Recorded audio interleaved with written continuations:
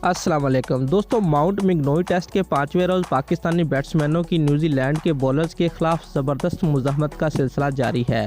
फवाद आलम की सेंचुरी और कप्तान मोहम्मद रिजवान की निसफ सेंचुरी की बदौलत 5वीं विकेट पर सेंचुरी शराकत करने के सबब शिकस्त के बादल छटने लगे। फवाद आलम ने 11 साल 5 माह बाद टेस्ट क्रिकेट में सेंचुरी स्कोर की। उन्होंने 2009 जुलाई में डेब्यू टेस्ट में सेंचुरी बनाई थी। मैच के 5वें दिन जब पाकिस्तान ने 3 विकेट पर 71 रन से खेल शुरू किया तो अजहर अली 4 रन का इजाफा करके आउट हो गए, जिसके बाद न्यूजीलैंड के बॉलर्स के लिए विकेट का हसूल नामुमकिन हो गया। फवाद आलम और मोहम्मद रिजवान ने उम्दगी और मुहतात अंदाज से बैटिंग जारी रखी। खाने के वक्फे पर पाकिस्तान का स्कोर 4 विकेट पर 137 रन था। उस सेशन में दोनों ने 5वीं विकेट के लिए 62 रन की शराकत कायम की। खाने के वक्फे के बाद फवाद आलम और मोहम्मद रिजवान की मुज़ाहमत जारी रही। फवाद आलम ने निसफ सेंचुरी मुकम्मल की, जबकि दोनों बैट्समैनों ने 5वीं विकेट के लिए सेंचुरी शराकत भी कायम की।